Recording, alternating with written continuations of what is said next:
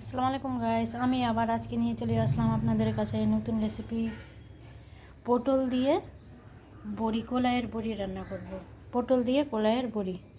পটল দুটো নিয়েছি, টমেটো একটু নিয়েছি, ধনে পাতা, একটা পেঁয়াজকে কেটে নিয়েছি আর 4টা লঙ্কাকে কেটে নিয়েছি। এদিকে নিয়েছি ছোটা লঙ্কা, মশলার জন্য ছোটা লঙ্কা, এক টুকরো আদা, একটা রসুন কেটে ছুলে নিয়েছি ভালো করে, একটা নিয়েছি পেঁয়াজ, নিয়েছি জিরা, এলাচ আর দালচিনি। এগুলা মশলাকে আমি ভালো করে মিক্সার গ্রাইন্ডারে এগুলা মশলাকে আমি বেটে নিব। এবার সব কিছুকে মশলাপাতিকে আমি মিক্সার গ্রাইন্ডারে দিয়ে দেব। সব মশলাকে আমি মিক্সার গ্রাইন্ডারে গ্রাইন্ড করে নেব। এদিকে আমি কড়াই চাপিয়ে দিয়েছি, তেল দিয়ে কলাইয়ের বড়িকে আমি ভেজে নেব। এদিকে তেল গরম করতে দিয়ে দিয়েছি বড়ির জন্য, কলাইয়ের বড়ির জন্য ভাজার জন্য। এইদিকে আমি পটলটা ভালো করে কেটে নিব আর টমেটো কেটে নিব। সব কিছু আমি ছুরি দিয়ে কেটে নিলাম।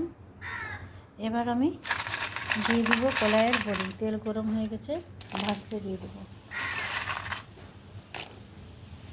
সব বড়িগুলোকে আমি লাল করে ভেজে নেব লো গ্যাসে। বড়িগুলা লাল করে ভাজা হয়ে গেছে, এবার আমি বড়িগুলোকে বের করে নেব। এবার আমি পটল ভাজবো, ওই জন্য আমি কড়াইয়ে তেল দিয়ে দেবো। পটল ভাজার জন্য আমি কড়াইয়ে তেল দিয়ে দেব। তুমি পটল আলু ও করতে পারো, পটল আলু দিয়ে কষা, আর বড়ি ঝিঙে দিয়েও কষা করতে পারো। এই রেসিপিটা ফলো করে তুমি বড়ি কেটে ঝিঙে দিয়ে করতে পারো এই মশলাপাতি দিয়ে, আর আলু পটল করতে পারো, আলু পটল কষা। কিন্তু আমি আজকে করছি বড়ি আর পটল কষা সবজি। এবার আমি পটলকে ভেজে নেব।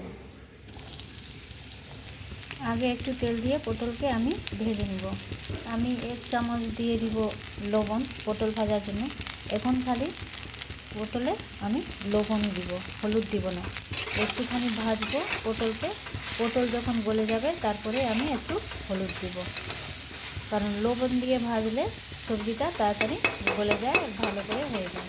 পটলকে আমি ঢেকে ঢেকে ভাজবো মিডিয়াম গ্যাসে। এবার হয়তো পটল গলে গিয়ে হবে। এবার আমি চেক করে নেব। কত সুন্দর করে লবণ দিয়ে ভাজলাম পটলগুলো, একদম প্রায় অর্ধেকের বেশি গলে গেছে। এই অবস্থায় আমি দিয়ে দিব অর্ধেক চামচ হলুদ দিয়ে একটু ভাজবো। অর্ধেক চামচ হলুদ দিলাম। এবার আমি পটলকে ভাজবো। যে কোনো সবজি যদি তাড়াহুড়া করে করো, লবণ দিয়ে আগে ভেজে নিবা, তারপরে হলুদ দিবা। তো হলুদ আগে দিলে গমে খুব স্লোলি তোমার স্লোলি গলবে, আর লবণ দিয়ে আগে ভেজে নিলে একদম তাড়াতাড়ি গলে যাবে। ওই জন্য গলার জন্য আমি আগে লবণ দিয়ে ভেজে নিলাম পটলকে।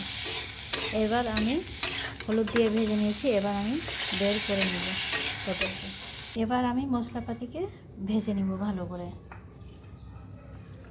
কড়াইয়ে তেল দিয়ে দিলাম একটু। এবার দিয়ে দেব একটু 5 ফোড়ন। 5 ফোড়ন দিয়ে কষা কষা করলে খুবই টেস্টি লাগে খেতে। একটা দিয়ে দিলাম তেজপাতা। এবার দিয়ে দিব পেঁয়াজ আর লঙ্কা কাটা। পেঁয়াজ লঙ্কাকে একটা কেটে দিয়েছি আর একটা বেটে নিয়েছি। মশলাতে একটা বাটা হয়েছে, আর পেঁয়াজকে আর একটা কেটে দিলাম, কেটে এটা ভাজবো একটু লাল করে। পেঁয়াজকে একটু লাল করে ভাজা হলে আমি দিয়ে দিব টমেটো। পেঁয়াজ সুন্দর করে লাল করে ভাজা হয়ে গেছে। এবার কাটা টমেটো আমি দিয়ে দিচ্ছি। দুটা টমেটো নিয়েছি। এবার টমেটোকে আমি ভাজবো। একটু দিয়ে দিব, 1/2 চামচ দিয়ে দিলাম লবণ। টমেটোকে ঢেকে ঢেকে ভাজবো, তাড়াতাড়ি যেন গলে যায়। লবণ দিয়ে দিয়েছি, একদম তাড়াতাড়ি গলে যাবে টমেটো। ভালো করে গলে গেছে। এবার যেটা মশলা আমি বের করে রেখেছিলাম, বেটেছিলাম, দিয়ে দিব এই মশলাটা।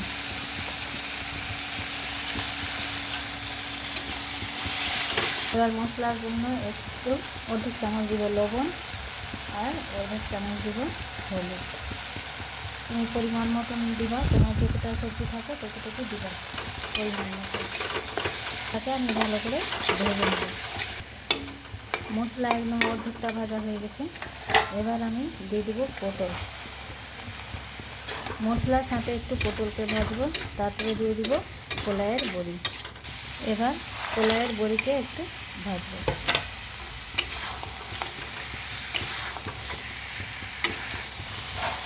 এবার একটু জল দিয়ে দিয়ে আমি ভেজে নেব। এটাকে 2 মিনিট আমি ঢেকে ঢেকে ভেজে নেব।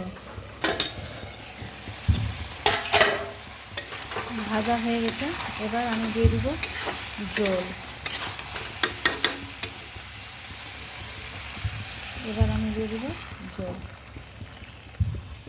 একটু বেশি করে জল দিলাম, কারণ বড়িটা একটু গলবে। বড়িটা গলে একদম ফুলে বড় বড় হয়ে যাবে, দেখো, ওই জন্য একটু বেশি করে জল দিলাম। জল এখন বড়িটা গলে যাবে, জল শুকে যাবে, ওই জন্য একটু বেশি করে জলটা দিলাম। এবার আমি তরকারিকে ঢেকে দেব। দেখি কতটুকু জলটা শুকেছে।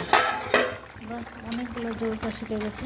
বড়িটা কত বড় বড় হয়ে গেছে, দেখুন বড়িটা বড় বড় হয়ে গেছে, ভালো করে।